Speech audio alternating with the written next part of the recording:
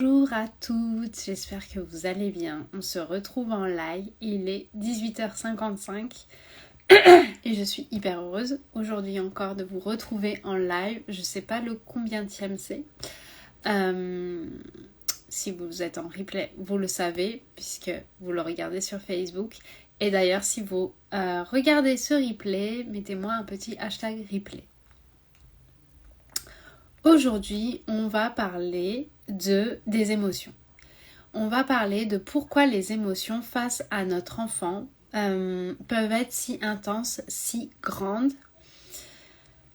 peuvent nous amener à utiliser justement le cri, l'autorité, des mots blessants sous le coup de la colère. Pourquoi on a tendance à aller dans ces modes-là sous le coup de la colère? Et pourquoi aussi on a tendance à se mettre en colère face à son enfant? Parce que souvent on dit le problème c'est pas la colère, c'est le fait d'être dans des mécanismes de violence éducative ordinaire. Et oui, le plus problématique ce n'est pas d'être en colère, ce n'est pas de vivre la colère, parce que les émotions ont une importance, elles ont une information.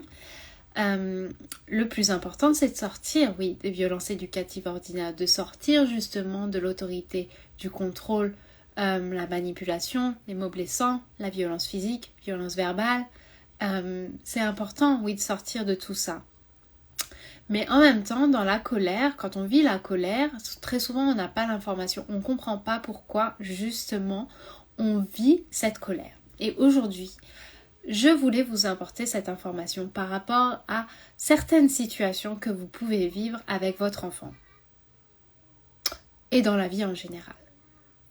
Pourquoi on se met en colère face à un événement, face à ce que fait notre enfant? C'est parce que on n'accepte pas la réalité des choses, on n'accepte pas le moment présent, on n'accepte pas la situation qui est en train de se dévoiler à nous, qui est en train de se montrer à nous là tout de suite.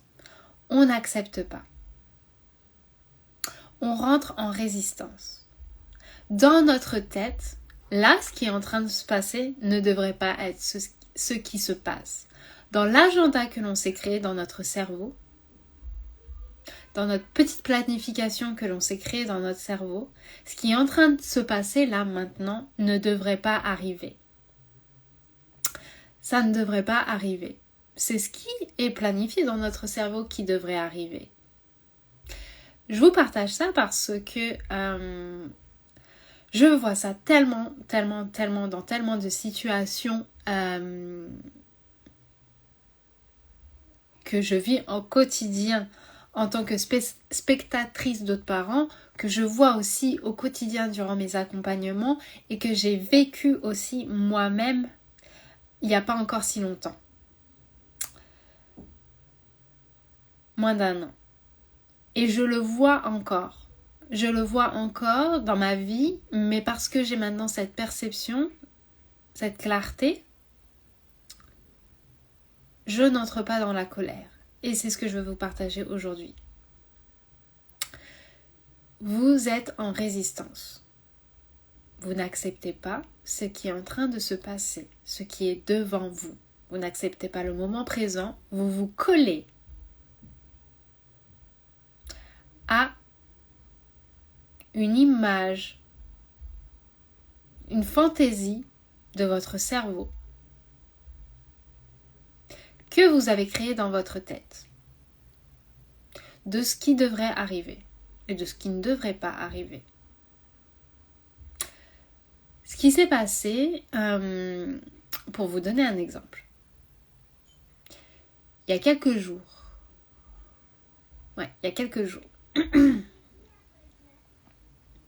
je crois que c'était hier, on s'est couché tard avec ma fille. Oh non, c'était il y a quelques jours, je crois. On s'est couché tard avec ma fille. Il était genre... On s'est couché tard. Et... on s'est couché tard. Et je me suis retrouvée à... Et parce qu'elle avait fait une sieste, elle n'arrivait pas à dormir. elle commençait à me parler, à discuter avec moi, à me raconter des choses. Et je sentais la colère monter en moi. Pourquoi ? Parce que j'avais regardé justement l'heure sur mon téléphone. J'avais regardé l'heure sur mon téléphone et je crois qu'il était 23 heures. Où on s'approchait des 23 heures. Et dans ma tête, c'était... Mais à 23 heures, on devrait être couché déjà. À 23 heures, qui est réveillé ?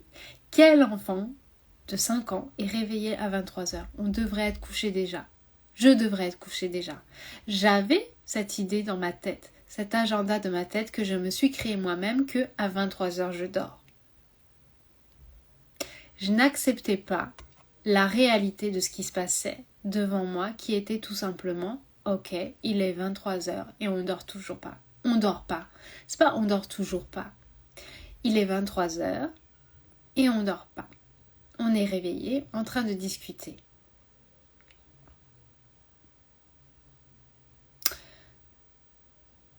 Vous sentez la différence entre il est 23 heures et elle dort toujours pas. Et pourquoi ? À 23 heures, on devrait déjà dormir. Et ça, c'est être dans la résistance. C'est être dans la résistance face à la situation. C'est être dans la résistance. J'ai pas d'autres mots en fait par rapport à ça. Et la différence, c'est d'accepter le moment présent tel qu'il est, sans projection. Aucune que ce soit, aucune projection par rapport à ce moment qui est en train de se dérouler. Ni par rapport au passé, ni par rapport au futur, ni par rapport à ce que pense la société. Le moment présent. Coucou la petite Mo, j'espère que tu vas bien. Le moment présent est le moment présent. Et il n'a aucune signification par rapport au passé et a aucune signification par rapport au futur. Le passé n'existe plus, le présent existe, oui, il est là, devant vous, et le futur n'existe pas, c'est une construction mentale. Le souci, c'est que quand on est face à son enfant, et que quelque chose arrive, comme je vous disais, par exemple, votre enfant, il est minuit, ou 21h, ou 22h, peu importe l'heure, ne dort pas, et que vous êtes comme moi, à avoir cette idée, à 23h, on devrait être déjà couché. Vous entrez en résistance par rapport à la situation. Vous entrez en résistance par rapport à ce qui est devant vous, par rapport aux actes de votre enfant, mais plus particulièrement, derrière les actes, il y a des raisons, il y a des besoins, il y a des choses.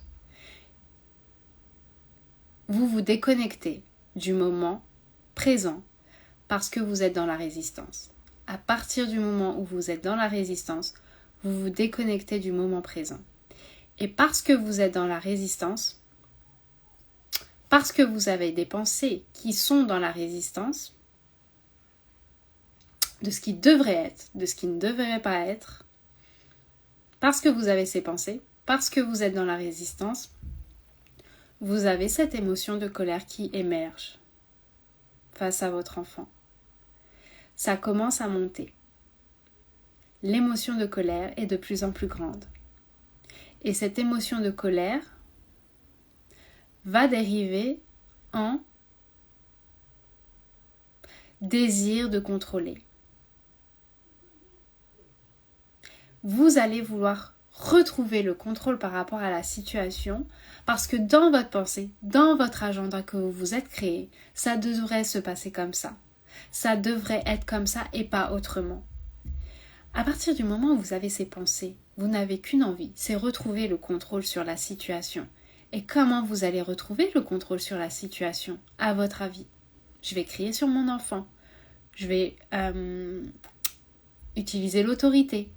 Je vais être froide. Je vais être sèche. Je vais...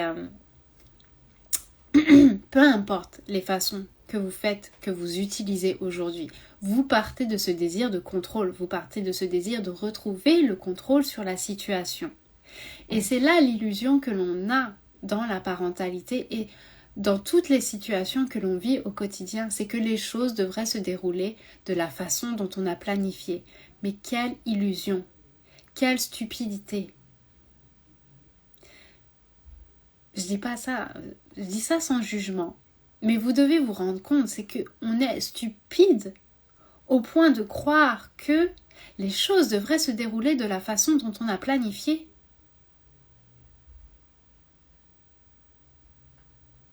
À quel moment la vie se déroule de la façon dont on a planifié? À quel moment les étoiles décident de s'aligner et toutes les personnes qui sont autour de nous dans notre vie décident de faire en sorte que nos plans se réalisent exactement comme on les a pensés? Ça n'arrive pas. Oui, ça arrive de temps en temps. Oui, il y a des choses de temps en temps qui se font exactement au moment où vous le vouliez et comme vous le vouliez. Mais dans la plupart des cas, surtout quand il y a d'autres personnes qui sont impliquées, votre vie ne se déroule pas comme l'agenda que vous avez planifié.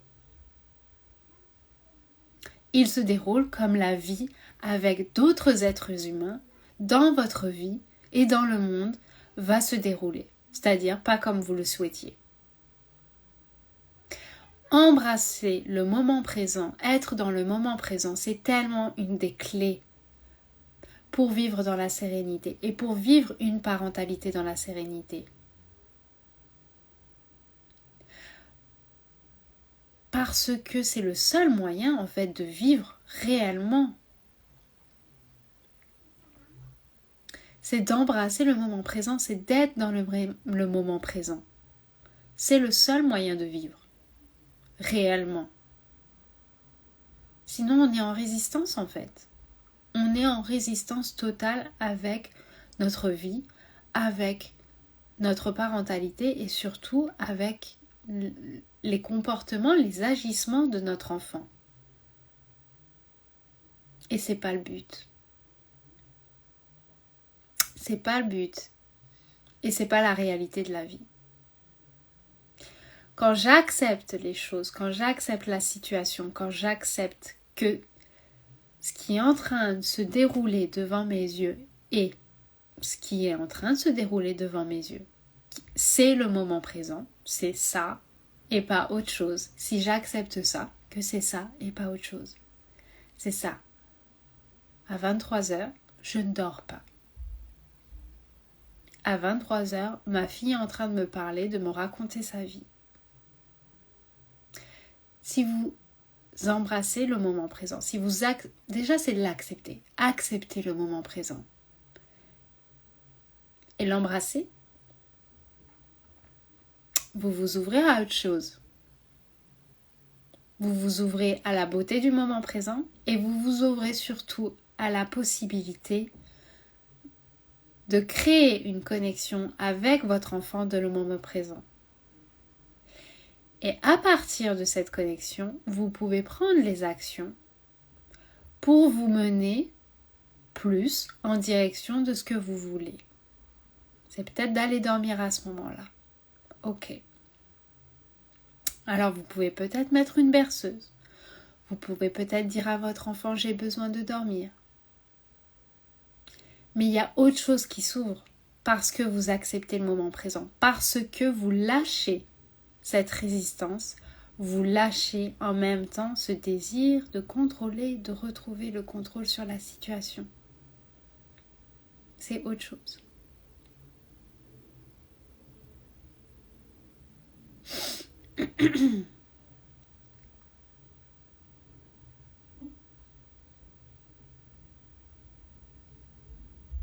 C'est tellement une des clés par rapport à la parentalité, par rapport à nos émotions. C'est tellement une des clés pour vivre plus en sérénité. On est tellement dans le contrôle, mais dans le contrôle maniaque qui n'a aucun sens. Parce qu'on est en train de se déconnecter de la réalité de la vie. On est en train de se déconnecter de la réalité de ce qui est. On est en train d'aller à l'encontre même du mode de fonctionnement du monde entier. Le monde n'a pas d'agenda, la météo n'a pas d'agenda, l'eau n'a pas d'agenda, la nature n'a pas d'agenda. sur cette terre n'a pas d'agenda. Tout ce qui est en relation avec la nature n'a pas d'agenda. Tout ce qui est en relation avec le vivant n'a pas d'agenda. Mais ils vivent en totale adaptation vis-à-vis de ce qui est dans le moment présent. C'est de la pure adaptation. Et c'est une capacité que l'on a tellement oubliée dans notre réalité d'être humain aujourd'hui. On est poussé à vivre de plus en plus dans le contrôle, dans l'hyper-contrôle.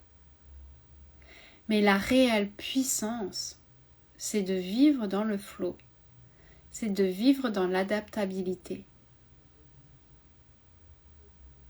c'est de vivre dans le moment présent. C'est là où est la beauté de la chose.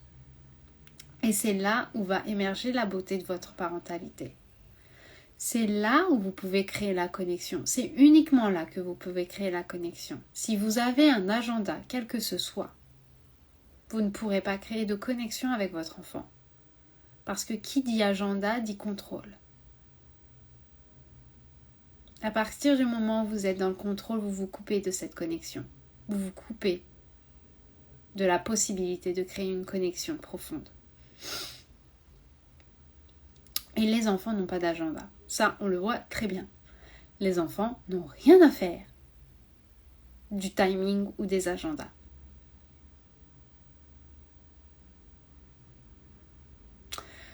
Voilà ce que je voulais vous partager aujourd'hui dans ce live. Si vous le regardez en replay, mettez-moi un hashtag replay. Et du coup, je vous dis à demain pour un autre live. Ciao!